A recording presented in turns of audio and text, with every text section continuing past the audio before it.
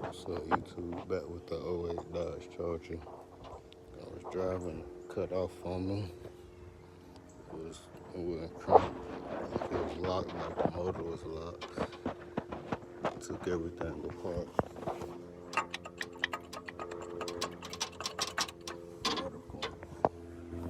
Also saying the oil get milky.